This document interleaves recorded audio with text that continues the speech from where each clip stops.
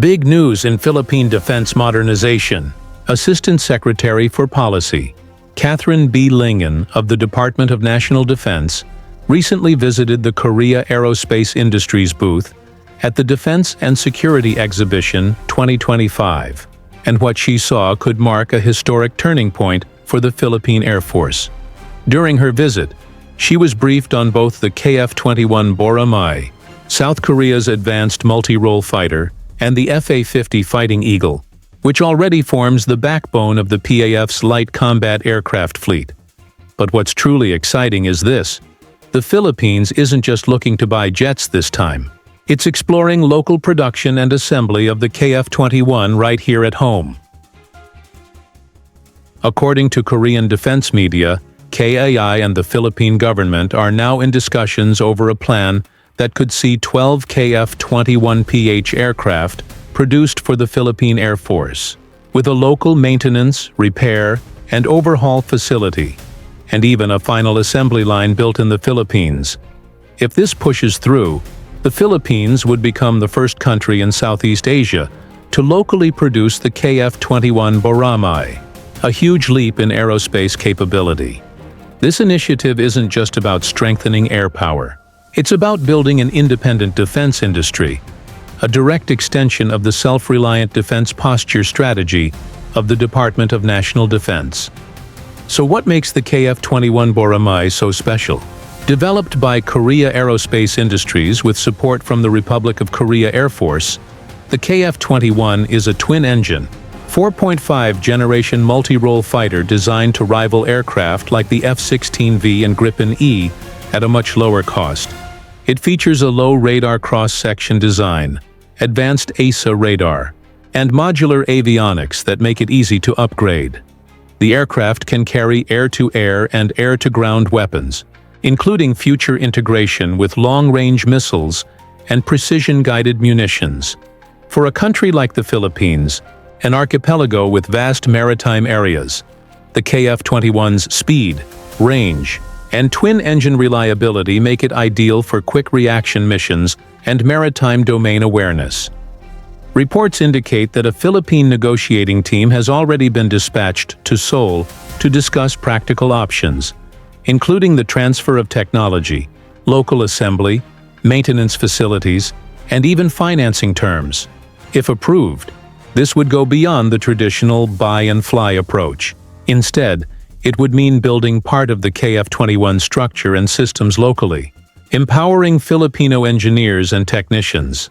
This approach offers several benefits: job creation and industrial skill transfer, reduced maintenance and logistics costs by keeping MRO within the country, faster deployment and readiness, as spare parts and servicing would be done locally. And here's the big one: local production would also strengthen national defense autonomy, a key pillar in the Philippines' modernization roadmap. The KF-21 is estimated at around 90 billion won per unit, or roughly $67 million, making it significantly cheaper than its Western counterparts. The Gripen E, around $85 million, and the F-16 Block 70, at roughly $145 million. This price advantage, combined with local production, makes the KF-21 an attractive choice for a developing nation like the Philippines.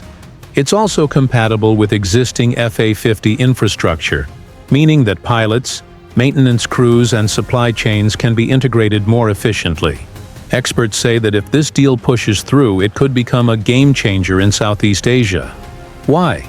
Because it shifts the Philippines from being a buyer of foreign military equipment to a co-producer, a role that brings prestige, influence, and long-term capability. Moreover, the KF-21 project directly aligns with the Philippine Air Force's Horizon 3 modernization goals, which aim to establish credible air defense and deterrence. If the Philippines receives the KF-21 before Indonesia finalizes its own order, Manila could become the first foreign operator of the Boramae, gaining a regional edge in multirole fighter capability. Such a move would also reinforce defense ties between Manila and Seoul, two countries that have steadily deepened cooperation through aircraft, shipbuilding, and military training exchanges. The KF-21's development roadmap ensures long-term adaptability. Once Block 1 production begins in 2026, Block 2 upgrades, including enhanced stealth, advanced sensors, and new weapon systems, will follow. For the Philippines, acquiring Block 1 units with the potential for software and system upgrades to Block 2 standard means the fleet remains modern for decades. Additionally, pilot and maintenance training with the Korea Air Force is on the table, further strengthening the Philippines' operational readiness and technical know-how. If realized, this project could mark a historic first, the Philippines becoming the first local producer of the KF-21 Boramae in the region. It's not just about new aircraft. It's about building an independent, future-ready defense ecosystem, one capable of sustaining, producing, and upgrading advanced technology at home. With the KF-21's proven performance, affordability, and industrial potential, the Philippines is poised to take a bold step into the next generation of air power. So, what do you think? Is the KF-21 the right path toward a self-reliant Philippine Air Force? Let me know your thoughts in the comments below. And if you enjoyed this video, don't forget to like, subscribe, and hit the notification bell for more updates on the Philippines defense modernization. Thank you for watching. See you in the next video.